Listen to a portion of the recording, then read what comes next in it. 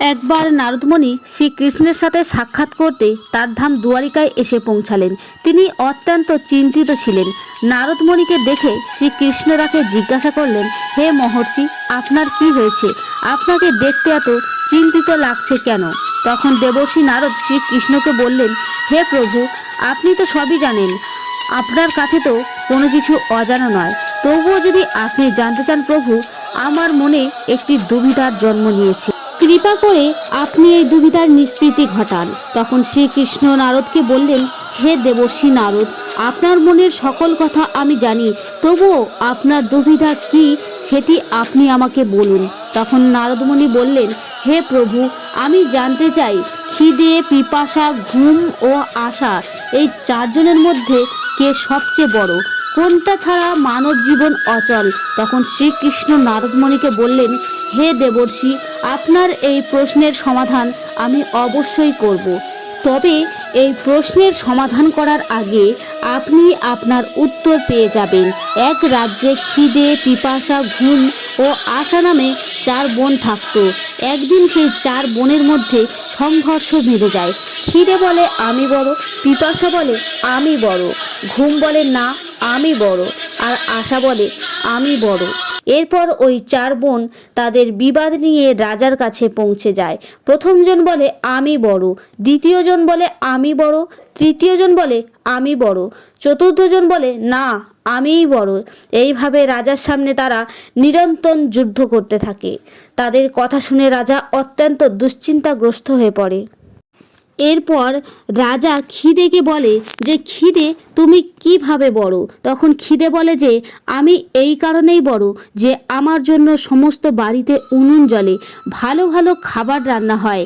এরপর যখন আমাকে থালা সাজিয়ে সেই সব খাবার দেয়া হয়, তখন আমি আমার ক্ষুধা নিবারণ করে তৃপ্ত হয়ে খাই।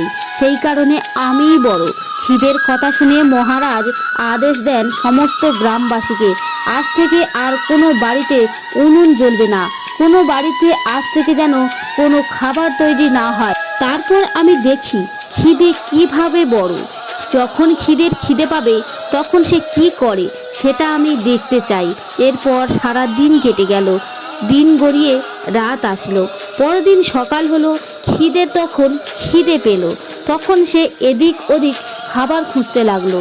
সে যখন কোথাও কোনো খাবার পেল না, তখন সে বাড়িতে পড়ে থাকা বাসি ভাত খেতে লাগলো।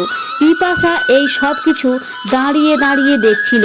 তখন সে রাজার কাছে ছুটে যায় আর রাজাকে বলে, রাজামশাই, খিদে হেরে গেছে, সে বাড়িতে পড়ে থাকা বাসি ভাত খেয়েছে, দেখুন আমিই সবচেয়ে বড়। তখন রাজা বলল, ঠিক আছে, তুমি যদি বড় হও তাহলে বলো তুমি কিভাবে বড়? পিপাসা বলল, আমি এই কারণেই বড়, আমার জন্য মানুষ কুয়ো খোঁড়ে, পুকুর বানায়, এছাড়াও পাত্রে জল সঞ্চয় করে রাখে।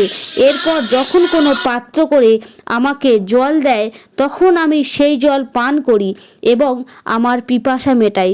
সেই জন্য আমিই বড়।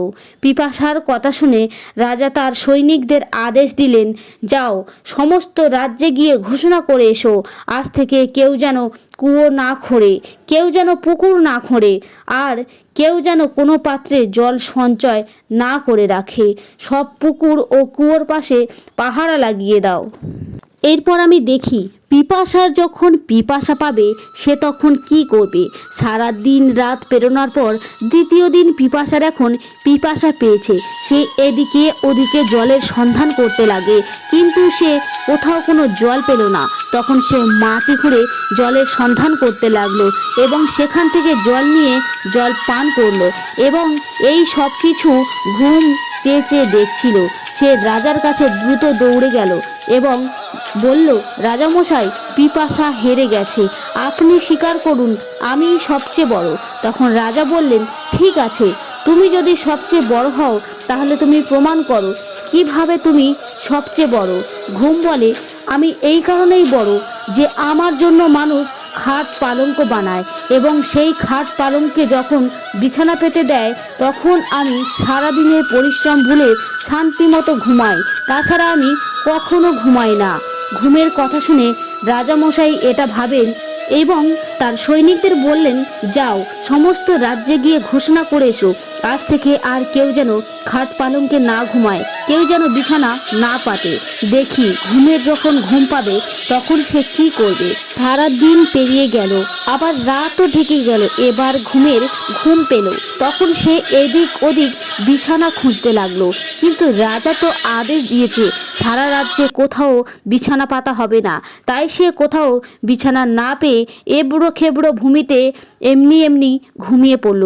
এই সমস্ত ঘটনা আশা দেখতে লাগলো। আশা এই সমস্ত ঘটনা দেখে দ্রুত রাজার কাছে দৌড়ে গেল এবং বলল, মহারাজ ঘুম হেরে গেছে। সে এবারে এবড়ো খেবড়ো জায়গাতে ঘুমিয়ে পড়েছে। এখন তো আমি সবচেয়ে বড় হলাম। রাজা বললেন, ঠিক আছে, তবে প্রমাণ করো তুমি কিভাবে বড়। তখন আশা বলল, আমি এই কারণেই বড় যে আমার জন্য মানুষ পরিশ্রম করে, ব্যবসা করে, বিভিন্ন চাকরি বাকরি করে, সারা দিন রাত পরিশ্রম করে, কিন্তু তবুও তাদের আশার আলোকে কখনো নিভতে দেয় না।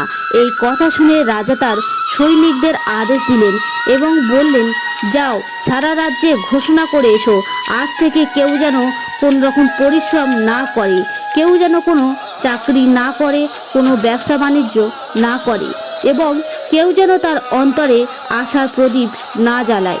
দেখি আশার যখন আশা লাগবে তখন সে কি করবে।